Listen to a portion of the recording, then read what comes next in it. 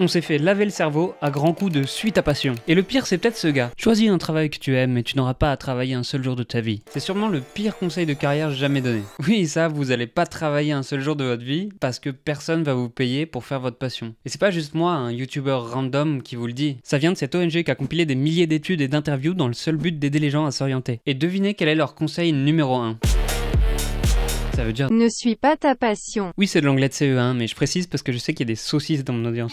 Donc je vais vous expliquer pourquoi les statistiques, la recherche et les études de cas suggèrent toutes qu'il ne faut pas suivre sa passion, et surtout on va voir ce qu'il faut faire à la place. Suivre sa passion, c'est un concept qui est devenu populaire dans les années 90. Ce qui fait que ma génération a grandi avec ce conseil en tête. Suis ta passion, suis ta passion. Vous captez le problème? On a cru qu'on allait vivre une carrière passionnante et on se retrouve à trier des tableaux Excel ou des packs de canettes en rayon. Sur le papier, le conseil il est plutôt sexy. Si tu veux être épanoui, commence par trouver ta passion. Ensuite, ça te permettra de trouver un travail que tu aimes, ça te donnera de la motivation à bien travailler et tu vas devenir compétent. Compétent dans un travail que tu aimes, c'est ça l'épanouissement. Le problème, c'est que ce raisonnement, il a tout faux. D'abord, nos passions, elles sont très peu professionnelles. T'es passionné de Quidditch, c'est cool, mais pas certain qu'il y ait de quoi en faire une carrière, Victor. Et à vrai dire, dans un sondage sur 5000 étudiants canadiens, 90% étaient passionnés par le sport, l'art ou la musique. Si on regarde le marché du travail, seulement 3% des jobs sont dans le sport, l'art ou la musique. Donc mathématiquement, si tout le monde suivait sa passion, seulement une poignée de gens auraient un job qui leur permettrait de l'exercer. Bon, et puisque je vous connais, je sais que vous êtes en train de vous dire « Oui, mais moi je suis l'exception à la règle ». Même si j'apprécie beaucoup cette confiance en vous, permettez-moi de vous refroidir. Même si vous faites partie de ceux qui arrivent à travailler dans leur passion, ça veut pas dire que vous allez être compétent, et surtout, ça veut pas dire que vous allez être satisfait. D'abord, vous pouvez trouver que votre travail manque de sens ou d'impact. Ok, vous aimez les jeux vidéo et vous travaillez chez Ubisoft. C'est cool, vos intérêts sont alignés, mais au final, ce que vous alignez, c'est des slides sur PowerPoint, comme tout le monde. Et puis, qu'est-ce que ça apporte au monde d'un 18e Assassin's Creed? Ensuite, quand votre passion devient votre travail, souvent, ça devient pénible. C'est le cas de beaucoup de vos streamers préférés, de beaucoup de youtubeurs qui sont pris dans une pression du contenu. Et c'est notamment le cas de l'e-sport. Peut-être quand j'étais plus jeune, je me suis dit, si je suis pro, je vais trop m'amuser, tu vois. Mais je m'amuse pas du tout. C'est genre en mode, tu joues de telle heure à telle heure, et après tu l'as bossé encore après, tu t'arrêtes jamais, tu vois. C'est vraiment un métier comme tout le monde en vrai, tu vois. En fait, c'est tout l'inverse de vous, classé bronze 3, mais au moins vous prenez du plaisir. Et en fait, ça fait des années que des recherches essayent de faire le lien entre le fait d'aligner son travail avec ses intérêts et le succès qu'on peut avoir. Et pourtant, ce lien, il a jamais été établi. Alors, c'est pas que nos intérêts ont aucune importance, c'est juste qu'on les surestime énormément. Notamment parce qu'on se rend pas compte à quel point nos intérêts changent dans notre vie. Prenez 5 secondes et pensez à ce que vous aimiez il y a 5 ou 10 ans.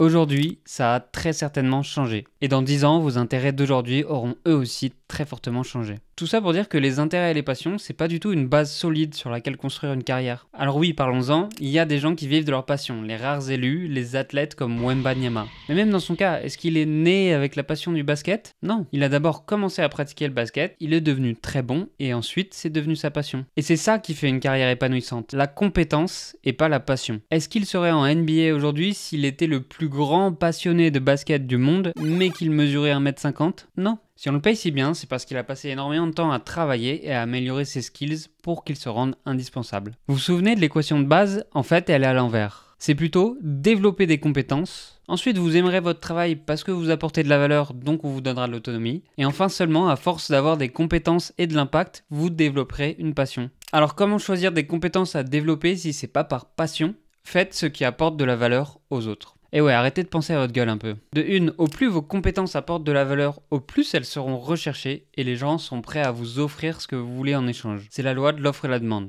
Et de deux, aider les autres, c'est le meilleur moyen de se sentir accompli personnellement. Pour le coup, c'est une affirmation qui a été répétée dans l'histoire et par des gars qui pèsent dans le game de la religion. Et aujourd'hui, on a plein de recherches qui supportent cette hypothèse. L'altruisme, c'est quelque chose qu'on regrette jamais. Sur votre lit de mort, vous pouvez vous imaginer avoir gagné plein d'argent et penser à quoi bon. Par contre, imaginez avoir aidé des centaines ou des milliers de gens et penser à quoi bon? Jamais vous vous poserez la question parce que votre travail aura eu du sens. Alors au lieu de suivre votre passion, suivez plutôt ce plan en 3 étapes. Première étape, explorez. Suivez votre intention, testez-vous, apprenez-en plus sur le monde. Si vous voulez apporter de la valeur, c'est pas en y réfléchissant que vous allez trouver quelque chose, c'est en explorant. En 2, développez des compétences utiles.